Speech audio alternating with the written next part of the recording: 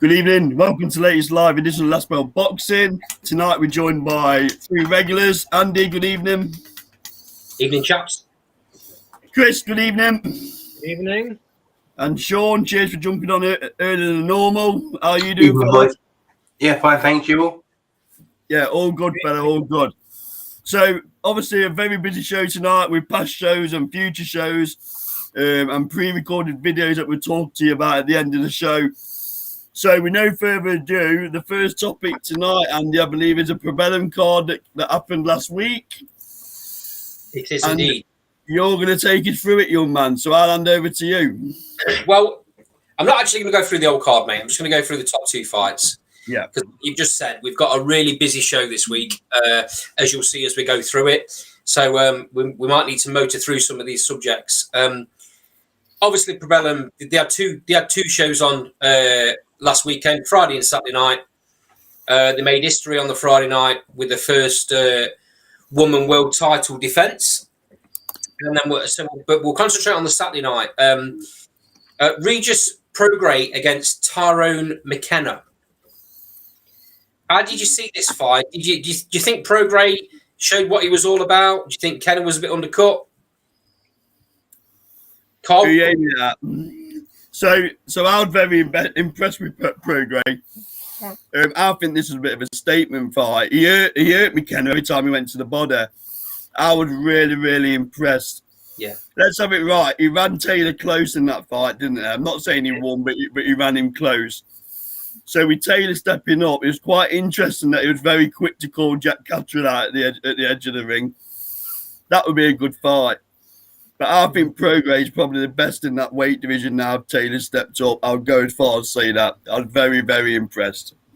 Yeah. Chris? I think when you watch it, last week we said it was one of those fights when it was made. Initially, we kind of thought, oh, that seems like an odd fight to make. And, I think it played out to plan. We said last week that we thought that McKenna would get busted up to the face, and that's exactly what happened. They were starting to get busted up. They probably could have pulled him out, even though he wasn't getting, absolutely smashed around the ring. They probably could have pulled him out a round or so beforehand.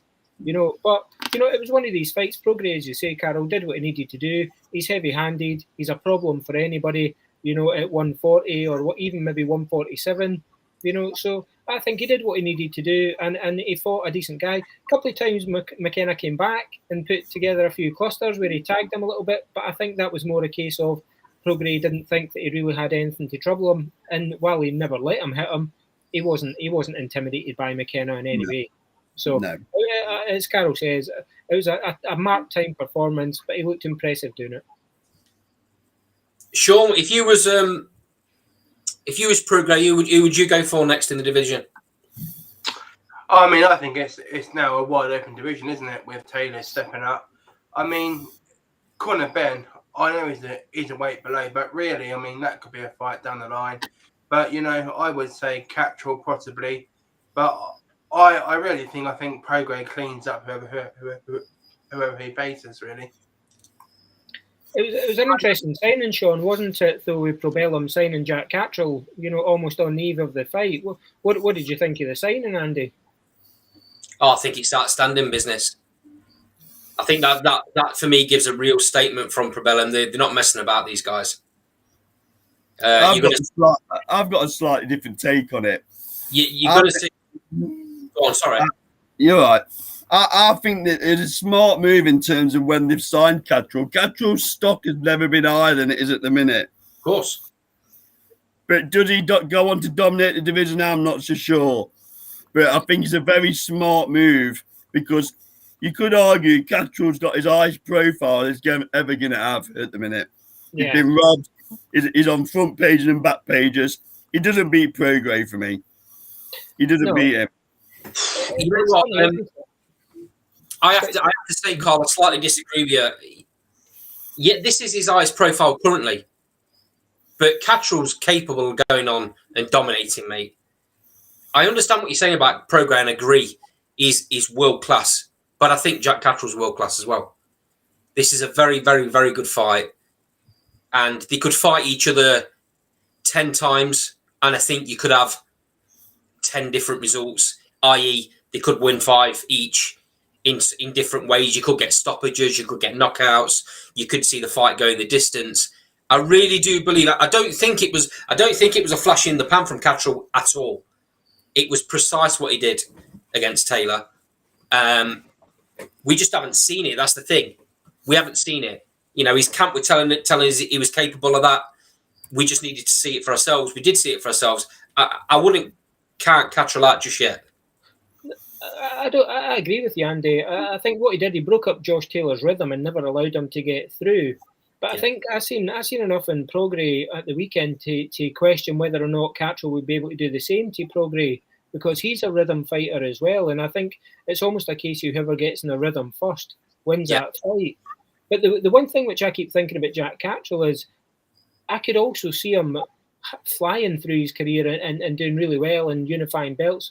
But I could equally also see him never winning a world title now after what happened to him, you know. And it all depends on really what happens in Jack Cattrall's next two fights, really. You know, it's a simple statement. Anybody could make it. But whatever happens in his next two fights is going to define his career. But you could see him actually never winning a world title now. Yeah, I agree, Chris. I think I'm going on the lines of that could well have been his cup final. Yeah, absolutely. And it was interesting to see him back in the gym with Nigel Travers this week, you know, so he's obviously still got that hunger and the passion for the game. But, you know, if he's marked against someone who's top-notch, like Prograis, for a vacant belt, you know, and he gets beat, does he become the modern-day Harold Graham? I'm not convinced, lads. I mean, what they might do, what you might find Probellum doing is, you might find them making sure both of these fighters win a world title first and then make the fight, because then that makes it massive. Yeah. I mean, that would be a better way to go about stuff, I'm sure. Yeah. You know, I mean, why would you want to sign Cattrall, bring him in as this big signing to then put him in a position where he might get beaten his first fight? Yeah, they're going to build him. The only point I'm trying to make, I'm not saying he's not a good fighter and he's not world class. All I'm saying is the Josh Taylor who got in that ring that week was clearly weight drained. And how good was Taylor that night? That's the only question I've got. Yeah. No, I mean, we went through this, didn't we? Partly he was weight drained, partly he fought under par. But how much of that was Jack Cattrall not allowing him to fight? Yeah. That was a big part of the fight. We'll find out, like Chris said, in the next couple of fights. Yeah, absolutely agree. Okay, moving on to the headlining fight. This had a lot of needle. I mean, you mentioned it, Carl. Sonny Edwards has got a bit of a trap on him when it comes to social media. There was clearly a bit of bad blood between Edwards and Wasim's coaching team. I think there's a bit of history there. Did he used to coach Sonny Edwards when he was young? Yeah, he did, yeah. So, for me, Sonny Edwards was outstanding once again because Mohamed Wasim wanted nothing more than to damage Edwards in that fight. And I don't mean beat him up and knock him out. He actually wanted to damage him because he wasn't boxing.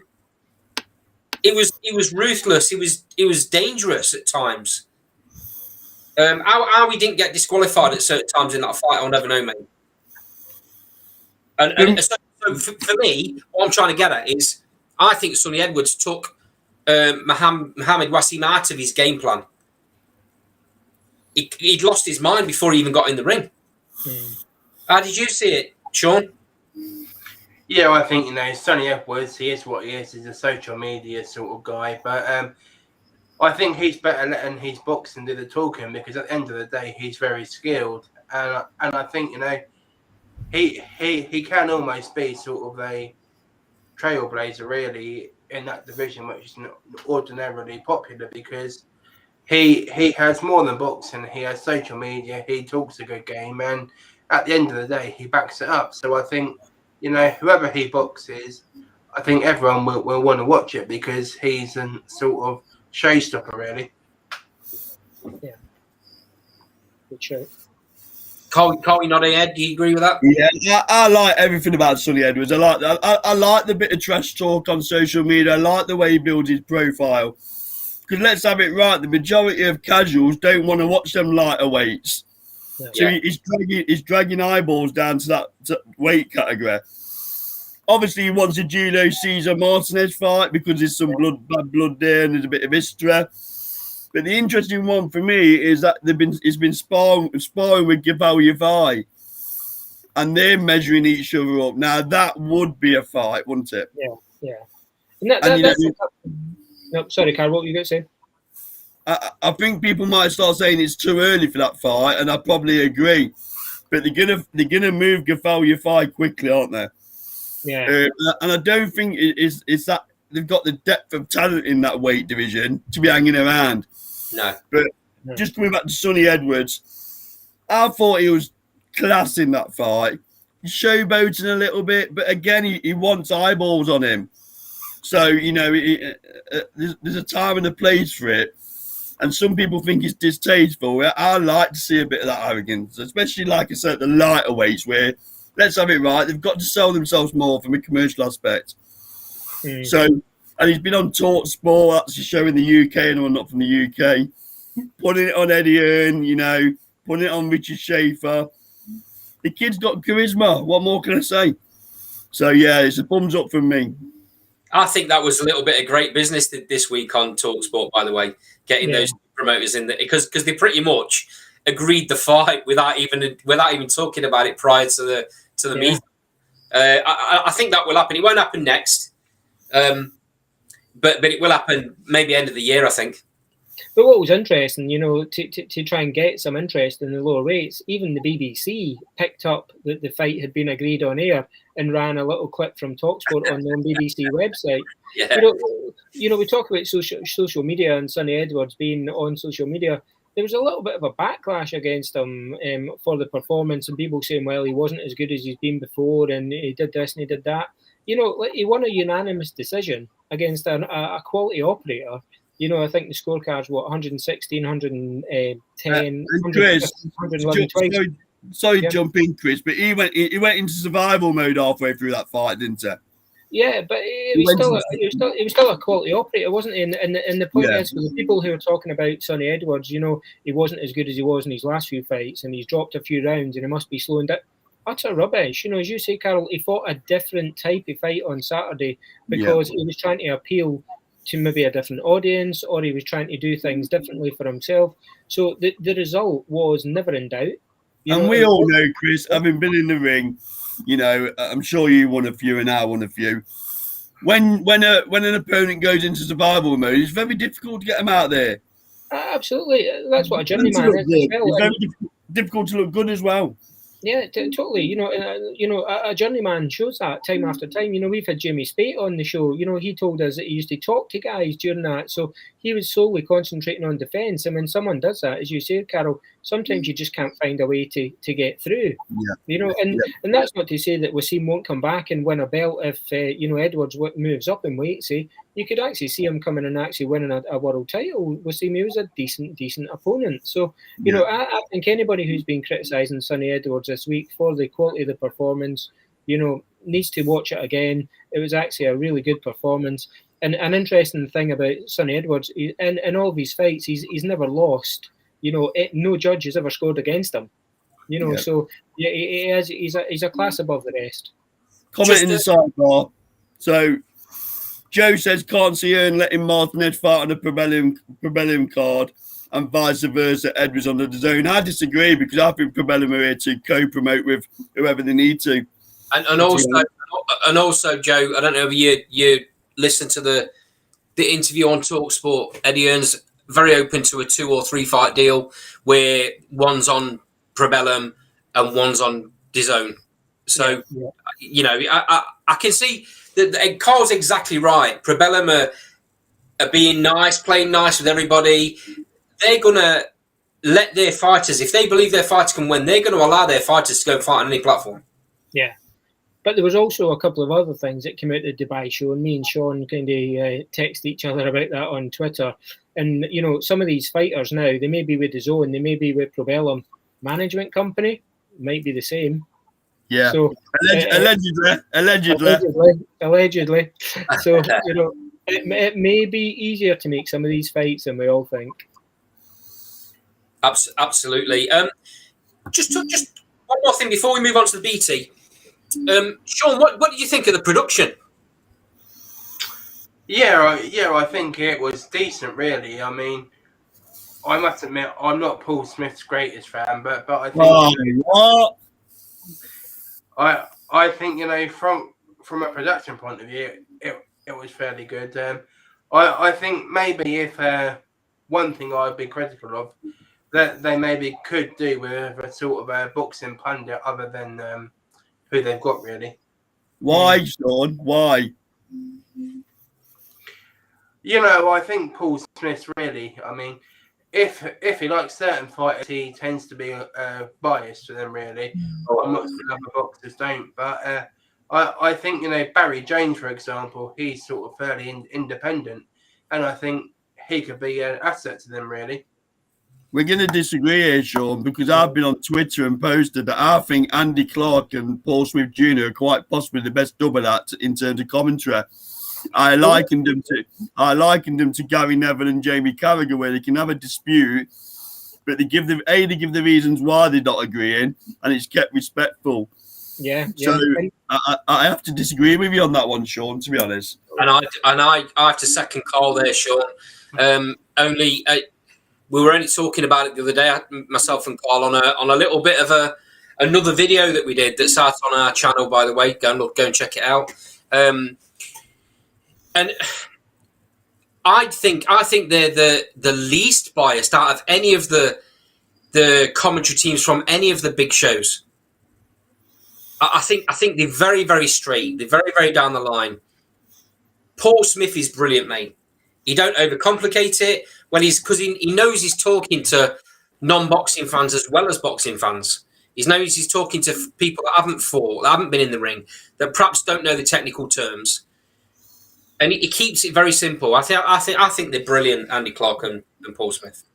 Well, we've had Andy Clark on the show, and anybody who's not seen it in the sidebar, we had an absolutely fantastic hour and 15 minutes with Andy a few weeks back, and you know he wants to come on the show again. He texted, mentioned to you guys earlier on. He texted me last week, and one of the things he put out actually on Twitter was he knew him and Paul Smith were disagreeing on stuff.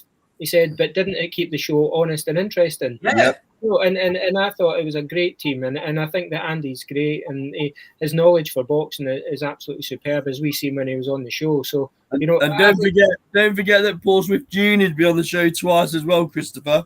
Well, we're obviously mixing with the stars, Carol, aren't we? Well, you know. But I think, you know, one of these things as well, which we've always got to say, is it was a great way that the two of them married up. They've not had a great airtime. You know, I mean, you see like Costello and Andy Lee, you know, while they were fantastic on radio, I'm still not 100% sold on them on air, because I think Costello's still too much radio-like, you know, and he's not found his TV legs as yet. So, you know, these guys, only for having done a handful of shows together, I thought were excellent. Sometimes it just clicks, Chris, right? It's a bit like us on here, isn't it? You know, none of us lot get on off camera, but you think we're best mates, wouldn't you?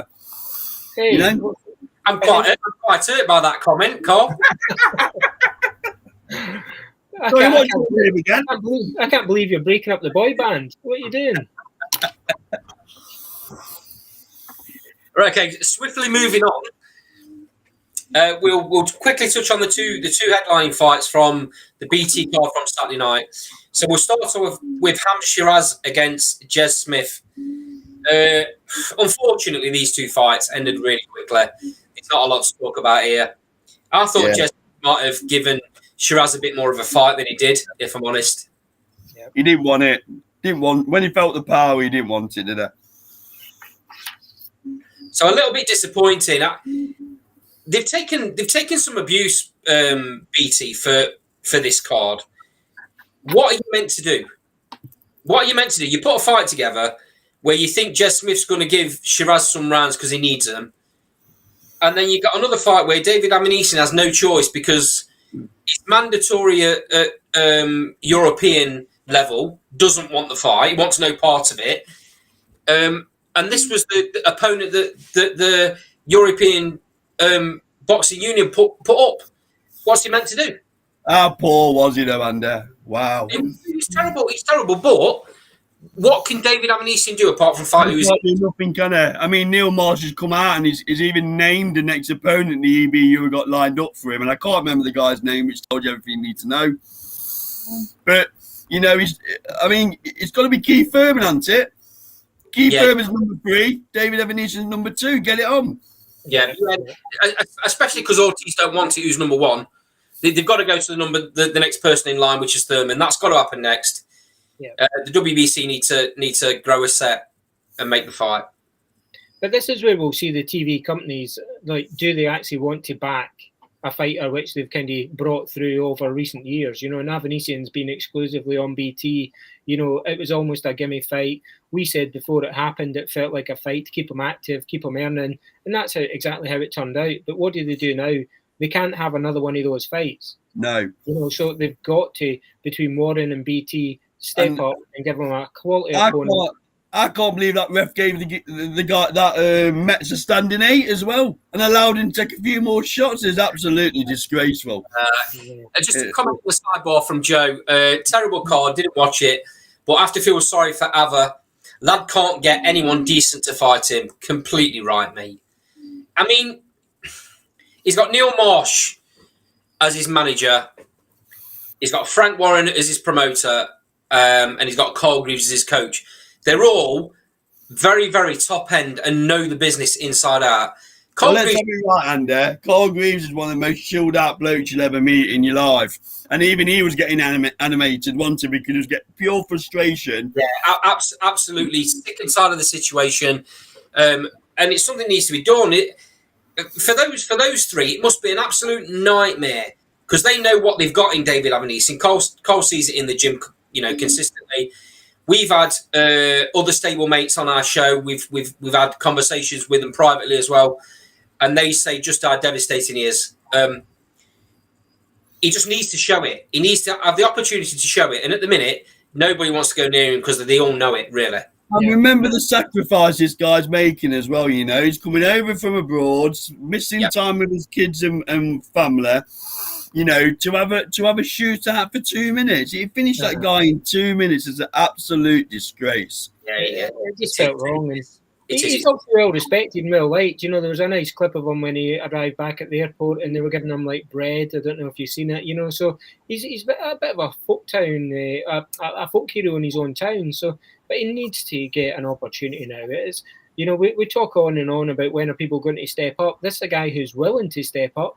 And he just can't get the opportunity. And you know, you've got to feel for him, his management team. But I think it's time for them to put their money where their mouth is in terms of Frank Warren and BT Sport and say the team behind him, we're going to match him hard. We're going to put something behind him. Let's go for it. Warren's making the noise, isn't it? Warren's making that noise. Yeah. You know, and I think he'll want to do it to get one over on Matchroom. Let's have it right. Matchroom couldn't do it. But, you know, we said last week, wouldn't it be great if it wouldn't be great if he had a 2-round blowout, but wouldn't it be great if he had a quick win and then they brought him immediately back in one of the big shows for the summer? For me, he should be on that Derby card with Zach Parker. Yeah, that would be an ideal opportunity for him, wouldn't it? And failing that, the Tyson Fury versus Dillian White card. Sean, have you got anything else to add to that? Yeah, I mean, I don't really know if he is generally good or if it's just how they've been fighting him, really, because, okay, Conor Ben may be a bit too soon, but... Too soon for who? Sean, too soon for who? For Avanesian. But surely... Yeah, but surely they could have stepped him up to a higher level than the European title. I mean, if they really believed in him, why not jump in with Ortiz like what Michael McKenson done? Okay, they suggest that he didn't want to take the fight. Ortiz didn't want the fight, Sean. He didn't want the fight, Sean. It was made when Avanesian was made up to number 2 in the rankings at the last convention, the last WBC convention. The fight was already agreed that same day for the mandatory spot or the final eliminator, if you want to call it that. Sean, let me just clarify with it. Are you saying Conor Ben's too dangerous for Avanesian at the minute? No, I think it's the other way around, really. Yeah, I just wanted to clarify that, to make sure. Yeah, Ortiz was the one that didn't want the fight and decided to go and fight Mickinson, mate. He's in a position where he's got to wait for the WC to force the fight. But surely, you know, if they rate him that highly, surely a voluntary challenge will become. I mean, if people don't rate Abanesian and Abanesian is rated that highly, surely you would have thought that one way or the other that would happen either way. Yeah, that's what you need to step up and make the fight happen because Ortiz has sat at number 1 in the rankings. Avanesian sat at number 2. Thurman sat at number 3. If Ortiz doesn't want it, which he clearly didn't, otherwise he wouldn't have made the Mickinson fight, then it needs to be Thurman against Avanesian for that final eliminator, don't it? And Joe's pointing aside is absolutely bang on. He didn't want it, mate. Nobody wants to risk getting in with Ava. Even Boots Ennis has gone the IBF route. Yeah.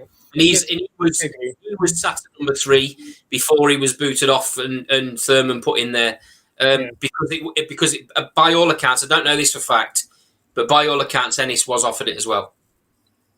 But I tell you, Avanesian is one of these guys who you could see at one point challenging Dillian Whyte for who's the longest mandatory. You know, that's how much people want to avoid him. You know. Yeah, unfortunately. Swiftly moving on, guys, because I'm conscious of time. Let's move on to the BT card this weekend. Josh Warrington, Kiko Martinez. This is a fantastic card. Certainly the top 3 fights. But we'll start a bit further down the pack with Sky Nicholson against Beck Connolly. I think Eddie Earn is trying to position Sky to be his next golden lady. You know, she looks great. Good pedigree. Absolutely. We're yet to see how good she is. Beck Connolly will give her a tough challenge. You know, she's durable. I don't think the last fight with Ebony Bridges does her any justice. I think she got caught there with a big shot and didn't recover from it. That first overhand was a massive shot, and she didn't recover from it. And then she got caught with the same shot a number of times. And the record don't really do it justice either. 3-11. I think Beck Connolly's quickly becoming a gatekeeper. Yeah, unfortunately for her, it's getting her on shows. Obviously, she's getting paid. She seems happy playing that part as well. From what you've seen of Sky, Chris, can you see her going places? Well, first of all, I'm claiming her as Scottish because her dad's Scottish, so we'll watch her career with interest. But I was really impressed with her. What was that? There's no need to be partisan. But no, I was impressed with her in her debut. I think she tried a lot of stuff. She looked very mature for a one-fight professional. You know, I thought she had done well in the debut. So, you know, where does she go? We don't really know. You know what she's got capable of. I think Beck for me is probably just past it now. You know, and I think it's a sad thing to say because she is such a real strong women's fighter, you know, but she has become almost like one of the first British women journeymen, hasn't she? You know, so I can actually unfortunately see Sky Nicholson stopping Beck. I think she's just a little bit ring warring at the moment, and it's a bit featherweight. So, you know, but Sky Nicholson looked good for me when I seen her in the training a lot of times with the Australian camp, and you know there was a lot of videos posted about her, and you know she's been doing the rounds. She's been on both sides of the Atlantic, hasn't she? Been doing commentary and things. So you know they're obviously trying to build her name, get her across to the UK, build her up in Australia, build her up in America. Yeah, she's going to be a very, very good addition to the women's scene. I like what I've seen. Sean? Yeah, I can't see past Nicholson win really. I think, you know, it's a sort of fight that will endear her to the British fans, really, if she's not already. And I think, you know, almost they want to build her into a kind of Ebony Bridges, really. So I think it's all a positive for her, really. I think the British fans like Beck Connolly, though, you know. So well, she's game, isn't she? She's game for a fight. So I mean, how good is Sky? We don't really know, do we? If we're being brutally honest. So she'll get a test this weekend. I expect her to come through it. She's very active on social media, very marketable. So the commercial aspect, I can see why Eddie Hearn's interested. Yeah. Starting to gather a following in Australia and America, like you've said, lends itself to big fights moving forward. I think the female boxing scene is going to explode over the next 24 months, if I'm honest, especially on the back of Katie Taylor's fight, which is headlining. So I don't know, Andy, is my honest answer. I don't know how good she's going to be. I agree with you, mate. I agree. Moving on.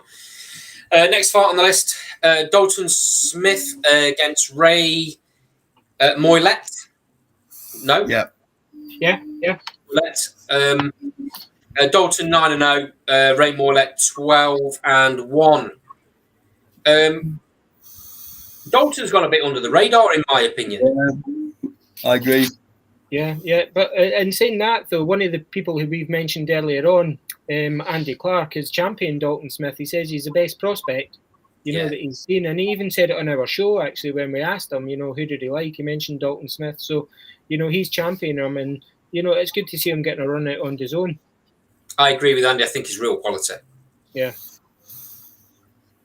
He's getting on a bit, though, isn't he, Dalton Smith? And he's 25, though, and we still think of a prospect who's 9-0. We would expect him to be about 21, 22, So, that weight that he's fighting, he's super lightweight, 25-year-old. You'd think, is he getting a bit older? Maybe he's going to come into his career and he's got his man strength already. Out of that 9 victories, he's had 7 KOs.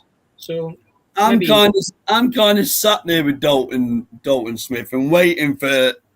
Come on then, Dalton. He's winning, don't get me wrong, but I'm just waiting for that little bit more that suggests to me that he can go through the levels, if that makes sense. He's always done enough to win, but that's about it, really.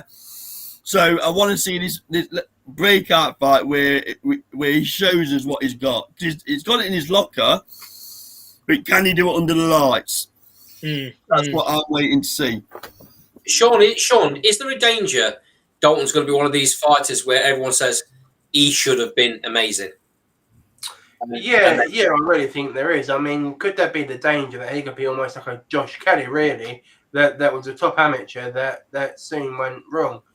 I mean, I would like to hope that they've got a plan for him, but really, he's sort of stagnated to a sense. But I hope that they can kick him on this year and bring him to a few big fights, really. Yeah, I agree, mate. Okay, moving on to what I believe is going to be the fight of the night. Maxie Hughes against Ryan Walsh. What a fight this is. Yeah. Oh, my God. This is going to be This is a typical crossroad fight for me, this. Oh. Yeah. Maxie Hughes fought out of his skin. I know Chris is a big fan. Maxie Hughes fought out of his skin to win the IBO title in a fight that no one really gave him a lot of chance of winning. Ryan Walsh, in my opinion, is underrated and wrongly underrated.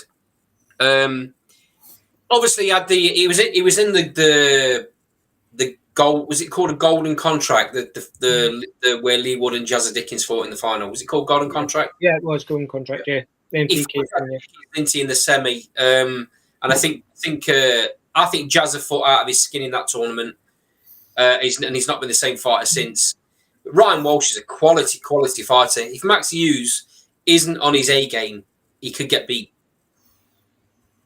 Last chance saloon as well. Last chance saloon for Ryan Walsh at this level, and that makes a dangerous fighter. Yeah. So I'm a big fan of Max Hughes. I think he's got it all, But he's got a big Leeds following as well, Ante. So the pressure's on in this fight. Mm-hmm. I'm torn on it because how many times have we seen the likes of Ryan Walsh, these last chance saloon fighters, get in and perform the fight of their life? Because if Ryan Walsh loses this, where does he go? And he said that as well, Carl. He's come out and said it.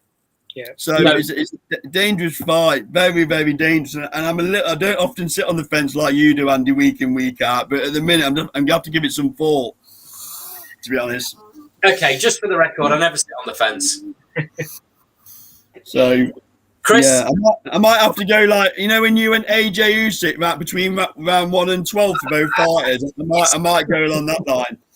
Really, you're kind of rewriting history there, aren't you? But let's not go down that route. We've had this conversation a million and one times, and you know I'm right. Yeah. Chris, I know you're a big Maxie Hughes fan. Can you see anything other than a Maxie Hughes win?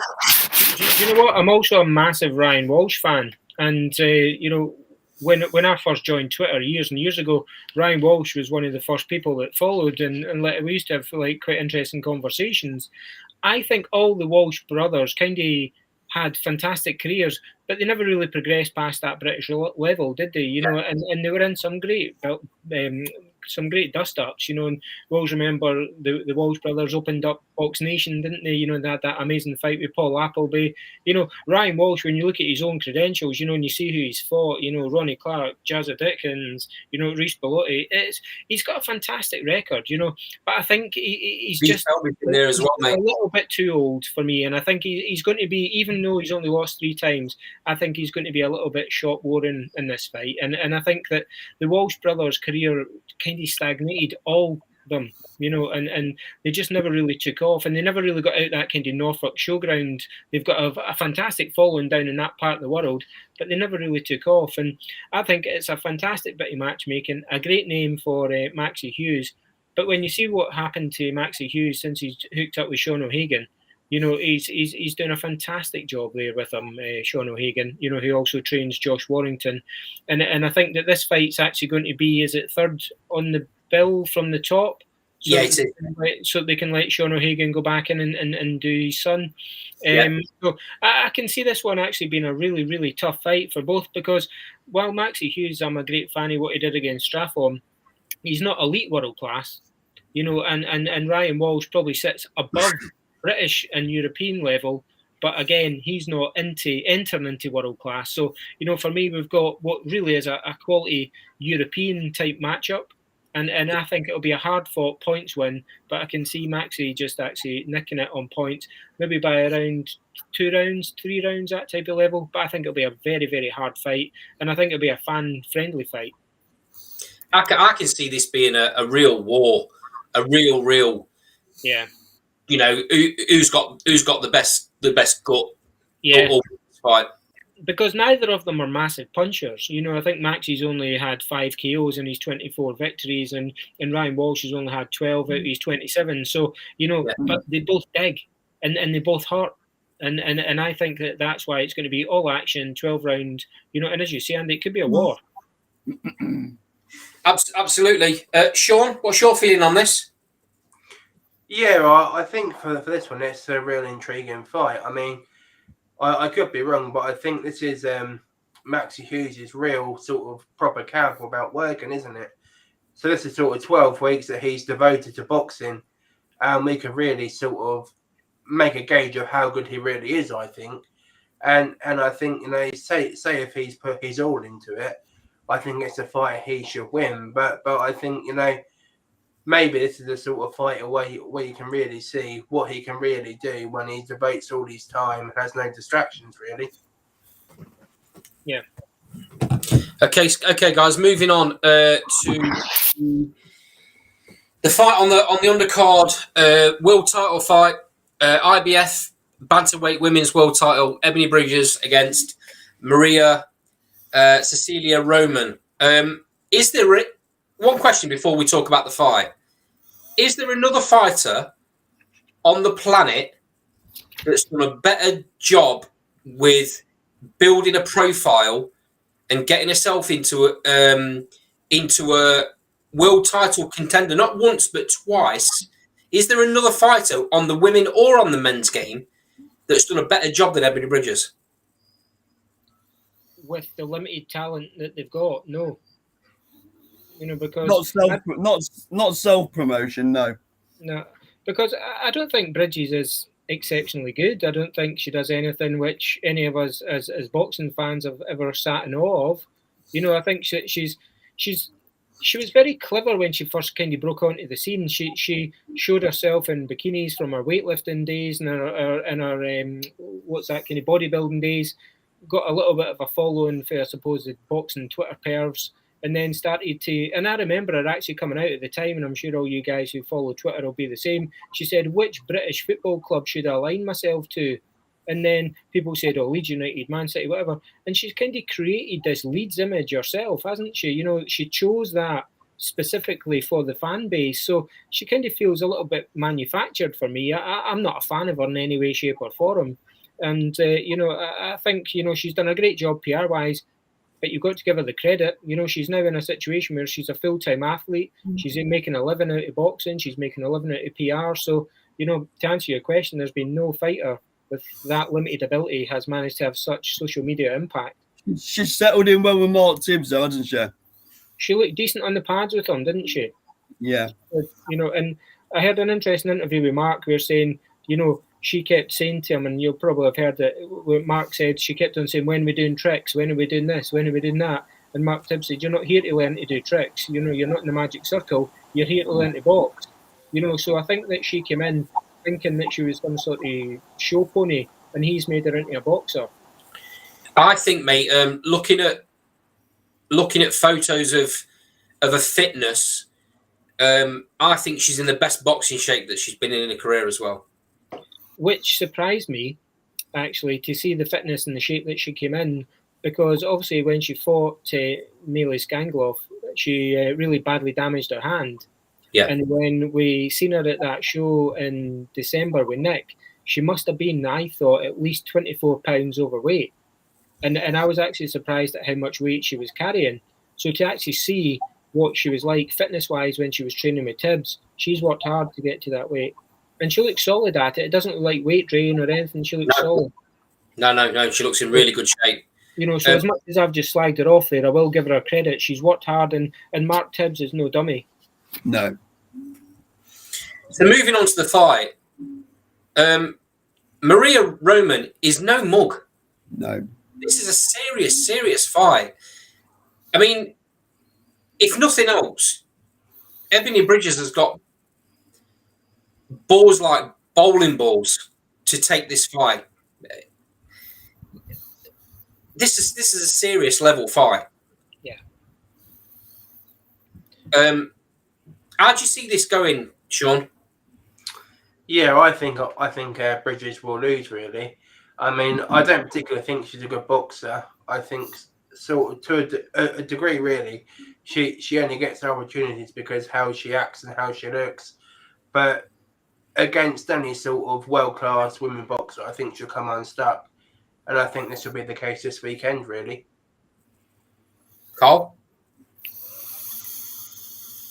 Well, I believe this Maria Roman's held the title for a while, hasn't she? She's no mug, you know, IBF, bantamweight. So, Bridges, you have to be on it, but I do like Mark Tibbs. He can take, you know, I do like him as a trainer. So, I'm going to say, I think Bridges is going to take it. I think it's going to go to points. I think she'll win on point. She'll win on points for me and take the title, yeah.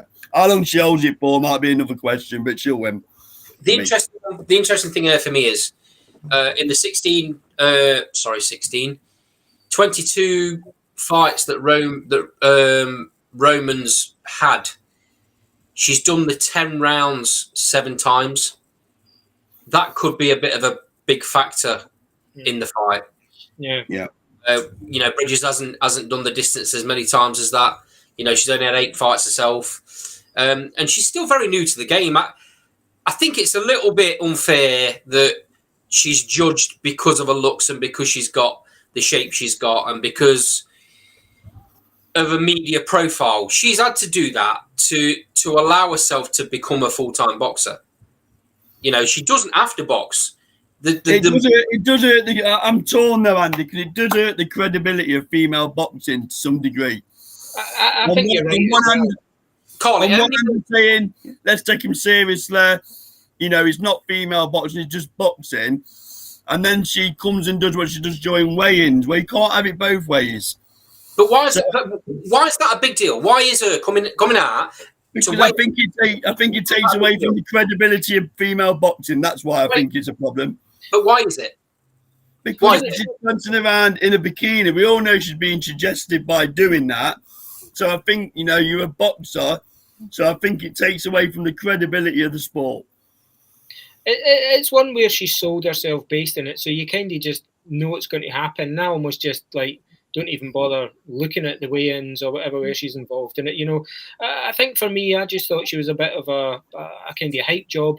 What she did against Shannon Courtney, though, I'll give her total respect for. She held in there when a lot of guys, let's be honest, would have tapped out because of that eye. Absolutely. So she's got a lot of respect for what she actually did against Shannon Courtney, but ultimately she lost. I thought she lost to Mealy Scangloff. I didn't think she won that fight particularly, and I thought she showed she's got a lot of frailties. But I think the other thing which is interesting, though, she was bouncing around. She didn't really have proper trainers. Mark Tibbs is the first time she's actually settled down and actually tried to learn her craft. So, for me, when I look at Roman, as much as on paper I think she should win this fight and should win it handily, she's not a puncher. 16 wins, and she's never had any knockouts within that. So is she kind of tailor-made for someone like Ebony Bridges to kind of keep walking through? Because one thing she did against Gangloff is she lost her shape after she injured her hand. And she kind of just stood there and fought it out and stood toe-to-toe with Gangloff. So, if she does that with this kid, has she got enough to hold her off? Probably not, if she's not got any knockouts in women's boxing, which are relatively, easy to come by against some of the opposition which you've got. So, as much as I'm not a fan of hers personally and I don't like her attitude, I think that Ebony Bridges, with the Leeds crowd behind her, it's almost going to be a hometown atmosphere for her. I think she'll pip it, and I think she'll win this one on points for me. Yeah, I'm going to go one better than that. I think she might stop this girl late on. And don't get me wrong, I could be completely wrong, and it could go the opposite way. It could go the opposite way. It's one of them fights. I just think Bridges is. I do think she gets a bit of bad press because of how she goes about her business, but her thinking about it, her way of thinking about it is, well, why should I change who I am to suit what other people think I should be? She's sticking to what she believes. She's doing what she wants to do, and she's basically sticking two fingers up to people that think she shouldn't be allowed to do that. So you've got to give her a bit of credit for standing her ground and doing what she wants to do. By all accounts, from people inside the business, they think that she's quite heavy-handed as well. The shot to Beck Connolly will maybe tell you she is. I think there's a chance Bridges might stop her late on. Could there be a case, though, because women's boxing is quite limited at this moment in time, that because she draws eyes to it from another way, that's what brings her the opportunity she gets? I mean, surely if you want to put women's boxing up on a pedestal, it should be about their skills and what they can achieve rather than how their looks and bring eyes to the game, really. I hear what you're saying, Sean. Unfortunately, mate, this goes for the male game as well. You hear it so many times. Eddie Hearn doesn't push fighters because they don't sell tickets or they haven't got a profile. Ebony Bridges falls in the same market. Eddie Hearn, the only reason Eddie Hearn got that fight against Shannon Courtney was because of the following she had. There's no two ways about it. There's no two ways about it. That's fact. But the grit and determination she showed in that fight made Eddie Hearn pay a bit more attention and go, hold on a minute, this girl might actually have something. She might actually be able to fight. Yeah. And that's what's given her the next opportunities, and the other fights that she's got. Now she's got herself, and she's done all this herself, by the way. She's got herself into this position where she's got a second world title fight. Well, she's gone from being an away fighter to Eddie Hearn actually investing in them and building her career. That's the truth of it. Yeah, that's right. That's right. Well, I wish her all the best, and would I like to see her win this world title? Absolutely, yeah. I think our friend of the show, Matt Nash, has made a good point. She spent over 2 years away, and I think she's only spent something like 10 weeks at home over the last 2 years. Yep.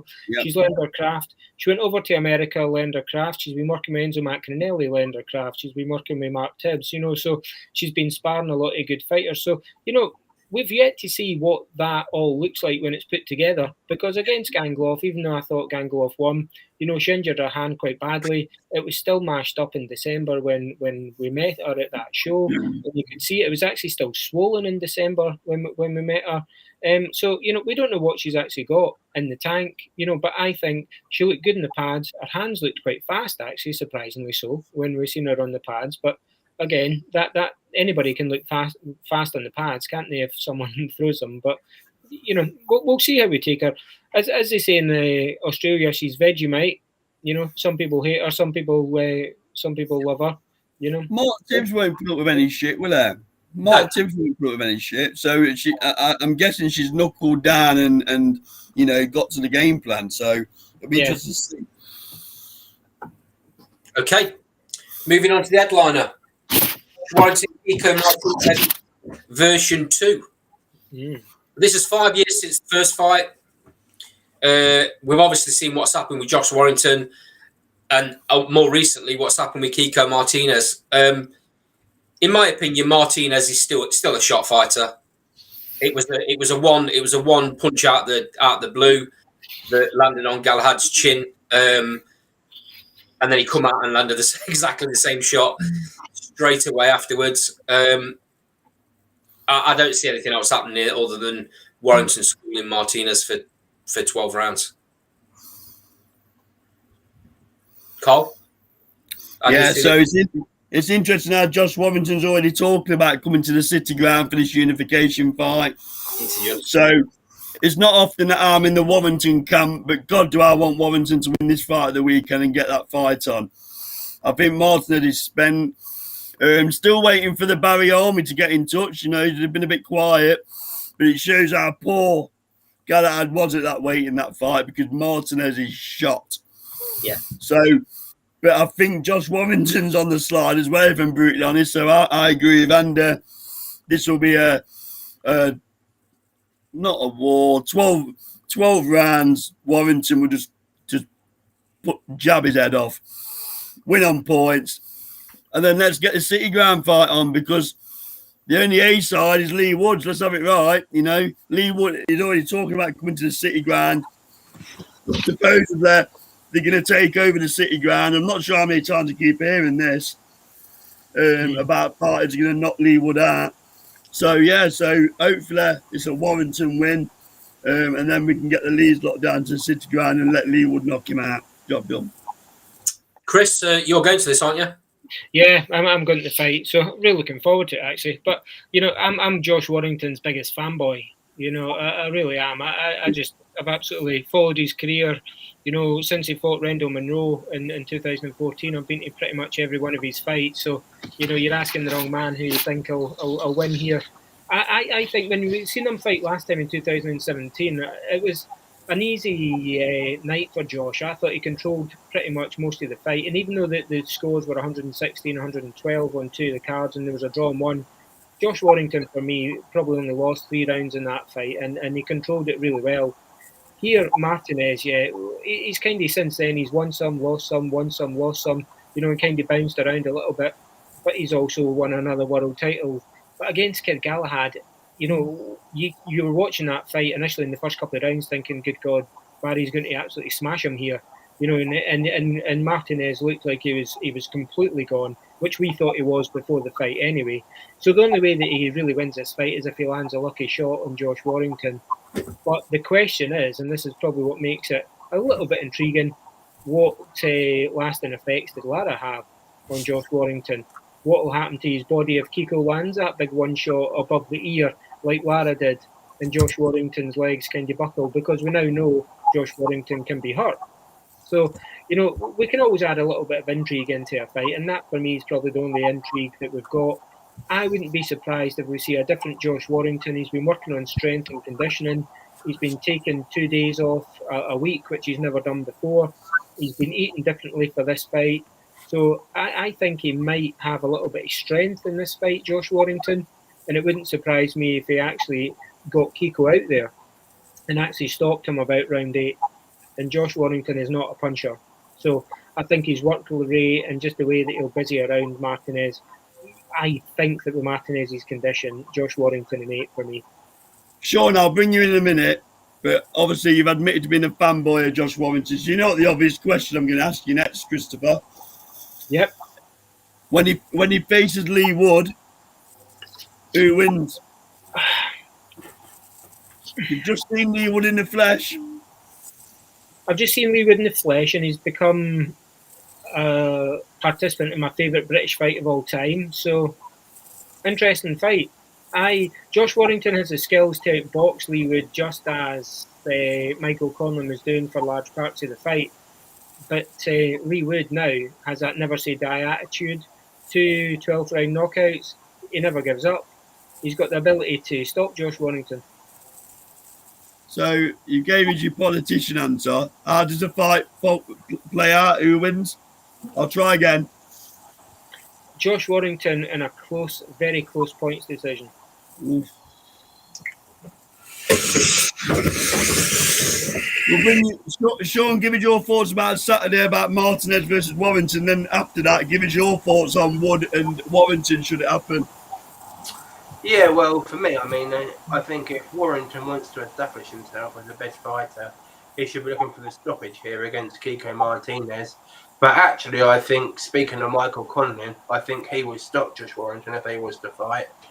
But yeah, I agree. I think Lee Wood beats Warrington. But for me, Warrington, he boxes okay, but he never really shows how good he is. I mean, could he just be sort of lucky that he won the world title in a way against Lee Selby when he did? Because I don't generally think that he would beat the majority of the top featherweights, really. Oh, rubbish. Oh, Sean, I've got to disagree with you.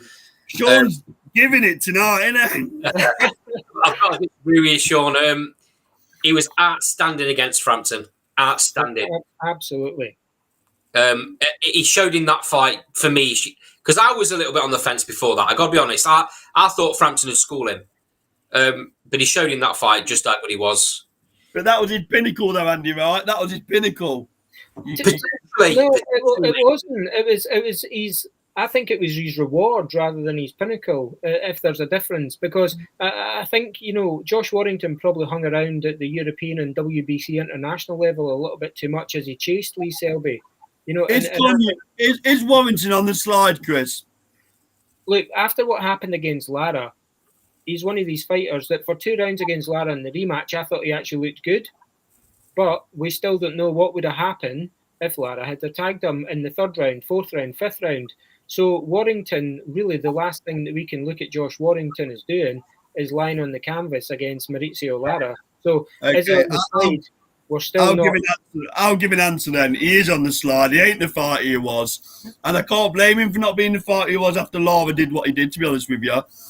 But I think now that invincibility that he had is gone. Just in the sidebar. And Matt, if you want to join us on screen, mate, the link's just there. Matt's put a couple of good comments up. Be interesting to see what Warrington has left. Being inactive, got beat heavily 2 fights ago. Being a bit inactive, bad time of his career to be inactive. I think what he's saying is because he's coming to the latter stage of his career, it's not as easy to come back fresh when you've had that much time out of the ring, especially coming from a really bad knockdown. I think, Chris, that second fight against Lara, I thought Warrington was fighting scared. I can see where you're coming from. I thought he was fighting disciplined. I thought he was boxing disciplined. I think, against what Matt says, about being inactive, he was inactive because of COVID. Then he came back and he wasn't hyped for that particular fight, which everybody knows. And then he was taken out. But probably the second period of inactivity which he had probably helped him because his body was busted up, his jaw was broken, his ear was gone, he had concussions. So I think he needed that period of inactivity before the second Lara fight to actually build him back up again. And, I think, Chris, just to jump in, I think he'll benefit from a new coach. I'm not particularly a big fan of Sean O'Hagan. Would you move him though at this stage in his career? I just think I think it's a stale partnership. I thought that for a while, to be honest with you. all partnerships go stale, don't they, in boxing after a time, because the fighter begins to train himself. How old is Warrington? I've got in my head he's like 32 now. Yeah, is he 32? 31 he is. 31. 31. So it is quite late, but not, you know, I know Lee Wood would have been a little bit younger, but he's benefited from moving. Just while you two are bickering between each other, I want to bring Matt in. Evening, mate. Evening, you're right. I haven't read out that last comment you made. Do you want to voice that to Chris yourself? Yeah. So my personal opinion is that just regarding like Connolly and Warrington, I think Warrington is an underrated boxer, but I don't think he's a patch on Connolly. I think Warrington is effective with what he does. I've got a lot of admiration for him because, again, I've spoken on here before about fighters that live the life, and he certainly does that.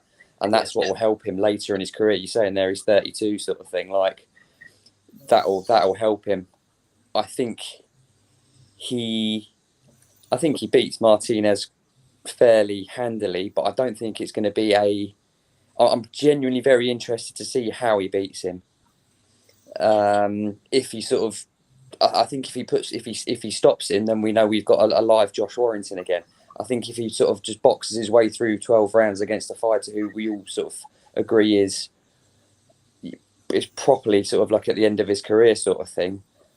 I don't know, but I don't think he's as a boxer, I don't think he's a patch on Condon. And I've said it before in here a couple of weeks ago. Like, I think if the fight between him and Woods to happen, I think Wood goes in as a favourite. But yeah, still love to see it. Mind. But would you still think the same if Josh comes in and does a destruction job on Martinez? Like, so say he breaks him down over 5-6 rounds and he looks good doing it. Would you still think the same? And I think I still think Wood would be favourite, but I think you've got a more live. You know what you've got then in Warrington, as in what stage of his career at. You know you've still got a live Josh Warrington at 32, as opposed to one who's scarred by what happened against Lara. I think what's interesting about Josh and why I think he will come out and win on Saturday by KO is he actually wants Lara again. Yeah, and I think he wants a statement, and I think it's unfinished business, and I think he goes to bed and sees Lara. Yeah, I do. Chris, I've got to give him props for that. For him to jump in again with Lara. Yeah. I give him. I mean, I've got a lot of respect for Josh Warrington. I just think at the minute, I don't think he's got any confidence. I don't. I think he needs to rebuild his confidence. I was actually going to say, has he got ghosts?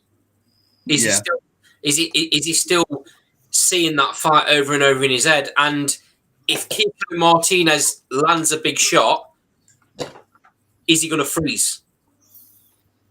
But then the other thing is, which we've got to think, and this is where my fanboy hat comes in, just like you guys with Lee Woods. What we've got to remember is for the 8 rounds against Lara, probably 5 of them he was suffering from concussion, and he still managed to stand on his feet for a large part. And even before Lara took him out, a couple of rounds before that, he started to come back into the fight. Wasn't necessarily winning it, but he was beginning to come back in. But I do think you're right, Andy. I think ghost is a fantastic word to kind of think. The ghosts in his mind are what happens if. Could this haunt him again? So he knows now he can be hurt. And sometimes when you can be hurt, it's sometimes easier to take a knee, maybe, Yeah. The thing is, the problem is, like you've just said, he hasn't been able to right that wrong. Whereas Lee Wood got put down really heavy, but he came through the fight and won stopping Connolly at the end. So in my opinion, Lee Wood doesn't have a ghost. For the simple reason, he got hurt, but look at what he showed after that. Yeah.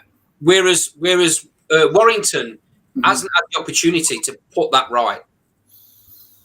I think he really struggles with it, if I'm honest. Yeah, but as we said the other week, would we put Lee Wood back in a rematch with Connolly? Absolutely not. He's got nothing to exercise. There's no demons there. He won the fight fair and square. So, he has said he will. He has said he will rematch him, just not next. Yeah. Do you know what? I'd love to see if Warrington wins on Saturday, and then he goes after Lara. I would not have any objections with him doing that. Do you know what I mean? I'd love to see him fight Wood, but I was a bit lukewarm on Warrington when you were saying, Chris, about that phase where he was at the WBC international title for too long and everything. I actually thought he was a bit of a hype job. Yeah. I thought Selby would do him. I thought Frampton was definitely going to do him. And that night against Frampton, he was brilliant. He was brilliant against Selby as well. He went so far up in my estimation. I like him as a bloke and a fighter, but if he goes, I would have no complaints and absolute respect for him. If he wins on Saturday and then says, I want Lara, not Wood, I couldn't. It won't though, Matt, will it? It won't, will it? It'll be Wood. He's already talking about Wood already. Yeah, I think what they've got to go for now is, I think Wiley would love Lara. I think he's got to now think about his career at 31, 32. It's not endless. He's seen what's happened to Carol Frampton. He's got to go where the money is now, hasn't he? If he paid 50 grand to get his last opponent to Nottingham, how much is Warrington going to charge to get to City Ground? He's going to earn a fortune, Warrington. Yeah. And it's going to be a sellout. And, it makes more sense commercially, doesn't it, to jump in with, if he believes he's going to beat Lee Wood, jump in with Lee Wood, take another belt, and then if he wants to pursue Lara, go and pursue Lara. But do you know another reason why we've not talked about why the fight might happen? We've seen DAZN announce pay-per-view. And Lee Wood versus Josh Warrington, all British clash, both holding belts. It seems like the ideal type of fight that Eddie will put on in a pay-per-view at a football ground potentially this summer. Wouldn't sell. Yeah. I don't see that being pay-per-view on the zone, really. But if you think about it, the model which the zone's got over here, that's exactly what they're aiming for now. And Warrington versus Frampton was pay-per-view, and we've seen lesser fights than that put on pay-per-view.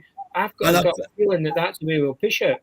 I think the penny's finally dropped with Eddie and that Lee Wood is a ticket seller. You talk about Josh Warrington with a big Leeds following. Yeah. I'd argue Lee Wood's got a similar thing going on in Nottingham. Absolutely, but what did Lee Wood get for that fight? It was about 900,000 split between the two of them, was it? Did he get 600? Connolly, I'll tell you that. No, it was announced. Did he not get quite a significant share? It was. I'm sure it was a good He got less than Connolly. That's come from Lee Wood. Right, but when you look at the two of them, surely to get Lee Wood and Josh Warrington in the ring, you'd be looking for at least £1 million each, don't you think? Yeah, reportedly, Lee Wood walked away with about 750 to 800 grand for that last fight. See, I thought Connolly was only on for about 300 after the. No, it's only what I've read, and it is on a boxing website, so never, take it with a pinch of salt.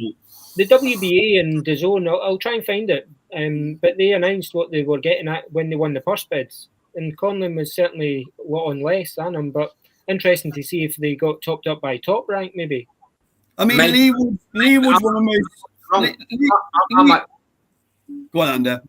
I might be wrong then, guys, but I'm sure I've heard an interview with Lee Wood saying to get Michael Connolly to Nottingham... 50 grand. 50 grand more. No, I'd heard that to get Michael Connolly to Nottingham, he had to give the lion's share to Connolly. In other words, he took less of the split than Connolly did. Right. Now, the only thing I've seen him say is it cost him an additional 50 grand to get him to Nottingham on top of whatever the splits were.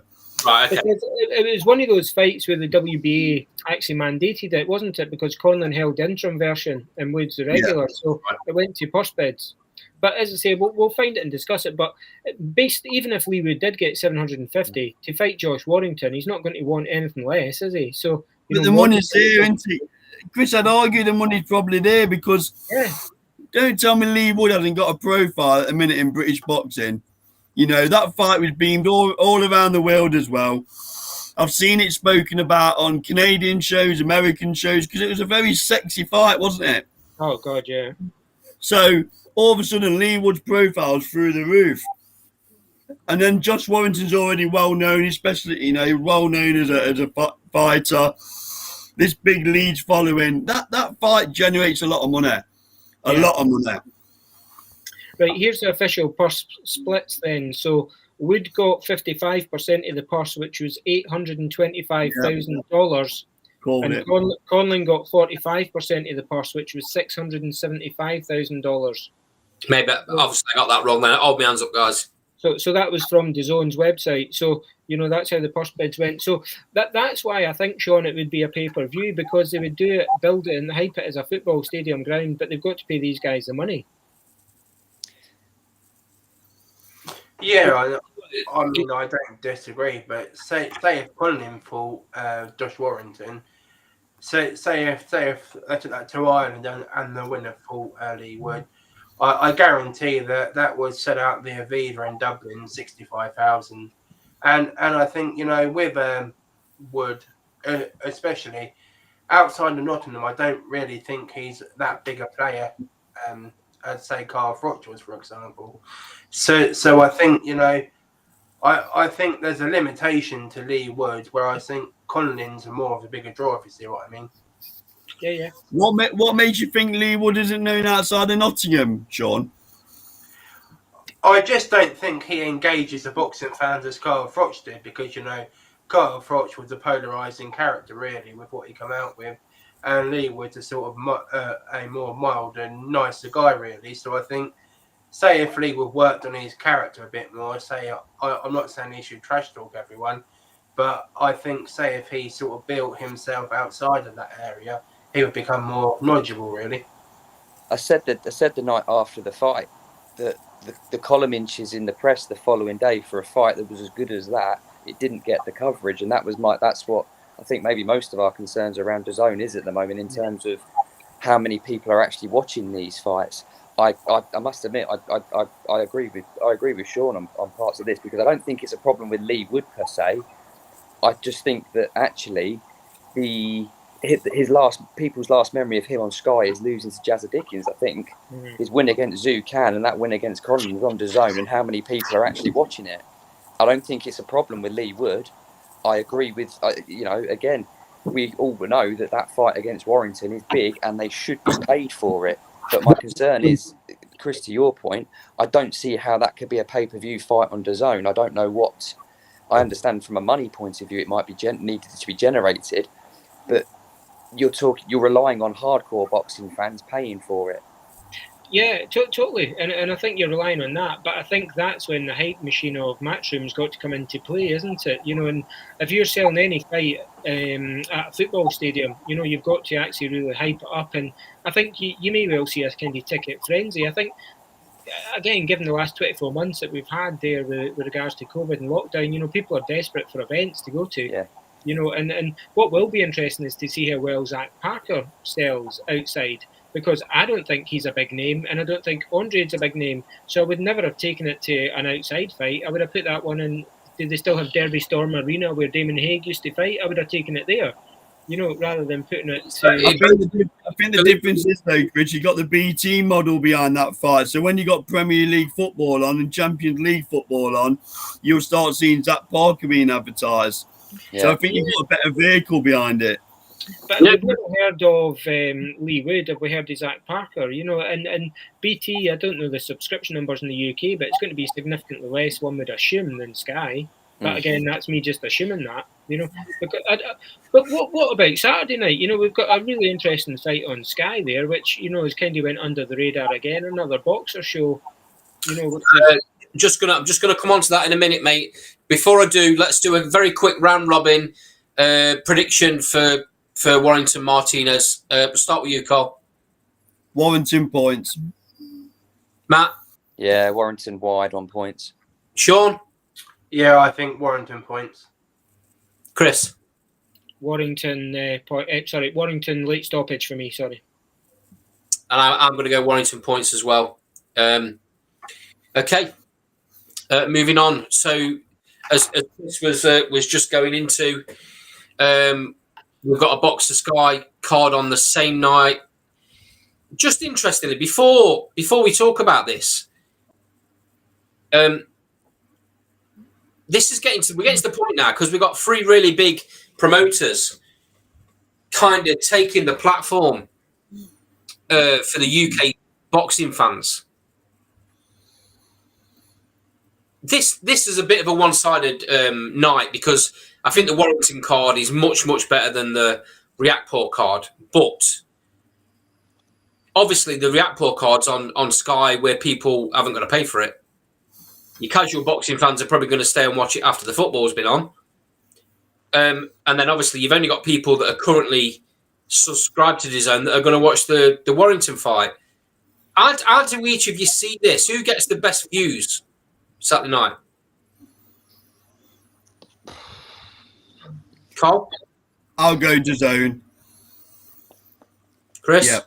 Yeah, I think DAZN gets it because Josh Warrington's got a name, and I think that's where the hardcore boxing fans will go to, but you may well find, surprisingly, that this does decent numbers, because Sky do have a large number of subscribers, and people love their boxing.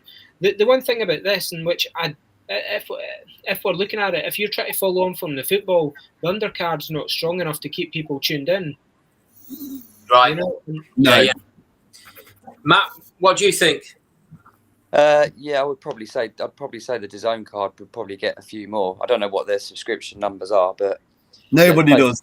No, Yeah. there's no question. It's a stronger card. It's a better fight. It's a better main event. Yeah, I'll be watching the DAZN card. Sean? Yeah, I think DAZN too. I think what helps them as well is it's not a Premiership weekend, is it? It's only an international break, so that will help them as well. But I think DAZN really, they have a bigger sort of fan base than we appreciate, really, because don't forget that they're worldwide. But in the UK, I would say already they've probably got a bigger subscription than what Box Nation have. That's not much of an achievement, though, is it? No, it's not. Box Nation just became for the hardcore, didn't it? Sitting into the early hours of the night watching Loma or whatever. It just became hardcore. Swiftly moving on then, guys. Let's go through this boxer card. Just a quick one before we go through some of the undercard. I'm not going to do it all. How good a job are Boxer and Sky doing on Richard Riakporhe's profile? Very Decent. good. He's on absolutely everything at the minute. Adverts, breaks in football, news, Sky News is all over the place. I don't know about you guys, but in my opinion, Richard Riakporhe is the best cruiserweight in the UK. See, I don't necessarily put that down to Ben Shalom, though, because that model was already there from when Eddie Hearn was in with Sky. It just replicates a lot of what Eddie Hearn did. I'm not saying it's down to them. I'm just saying. Yeah. That's the difference between Riakporhe being with Sky and Riakporhe being, or what would have happened with Riakporhe being on DAZN. He wouldn't have headlined any shows on DAZN. Or BT. See, I thought you were going to say that Randy, even though he's done all that, he's the best kept cruiserweight secret. Because No, I don't think it's a secret, because he's beat Chris Billum-Smith and he's beat Tommy McCarthy, who are fighting again very soon. Yeah. But I don't think he's the best. Yeah. But we'll come on to that in a second. Let's go down the card a bit further. Joe Pickford, 18-0, is fighting David Romero, who's 12-14-1. What's your thoughts on Joe Pickford, Chris? Well, he's done what he needs to do, hasn't he? And I think he's got a massive fan base, and everybody loves to, what do they shout, follow the pig or whatever, or So I think, what is he, 18-0 now? So yeah, I think he's actually quite a decent little fighter, to be fair. And I think initially I was thinking, is it just another hype job here coming up, and people are like jumping on his name and making him to be something better than he is because he's an easy watch, But he's done what he's needed to do. He's fighting a guy who's 12-14-1. I think he'll win. I think he's got the opportunity and the ability to go up to European level. Just to comment in the sidebar before I come to the rest of you. Got a question in from Max Smith. What do you guys think of Ben Shalom? Carl, do you want to take this? Yeah, my thoughts. I'm a little bit harsh in a way because I think he's got a lot of work to do with his persona in front of the camera. Clearly doing a good job behind the scenes. Very early days. Some of his cards are a little bit one-sided, so we're not really learning much about how good his fighters are because be getting almost gimme fights. So I think he's doing that to build the profiles almost. But as a rule, still, I'll be honest, he's not doing a bad job. I think even Andy could do the job he's doing though with the Sky platform behind him, to be honest. Then again, that might be a stretch, but all being said, yeah, probably B-. B-. Wow. Okay, Chris, what's your thoughts? Let's get a bit more of a balanced opinion, Chris. No, I liked how he came out after the Josh Taylor-Jack Cattrall fight and showed passion. And as I said at the time, I thought it showed that he genuinely thinks he can change the sport because he was upset by it. And I think he thought that the decision was unjust and that he would try and take it forward. And I think you could read on his face he was quite shocked that a decision like that had happened on one of his cards. But I still think he spoke quite well afterwards. He's only 28, we've got to remember, and he's only been in the sport 5 years. So he doesn't really know it inside out as yet, even though he's more involved than we'll ever be. But, I think he's doing well with what he's got. But his cards, for me, are just not inspiring at the moment. And that's probably what we've got to stand and judge him by. How's he done so far? Andy's given him a B- here. I'm probably going to say I really enjoyed his boxer tournament, which he had on Sky. Other than that, I thought his cards have been pretty one-sided, pretty mundane. They've all felt pretty samey. And, yeah, I'm remaining to be I need to be convinced on what Sky are doing and what direction they're going in. But Ben Shalom as a person, I think, is a decent guy. But he needs to show more, I think, maybe more adventure. I'll tell you what, there's a lot that you agreed with me with, Chris, to say you want a balanced view, wasn't it? Well, I'll give the balanced view. Moving on. I'll give the balanced view.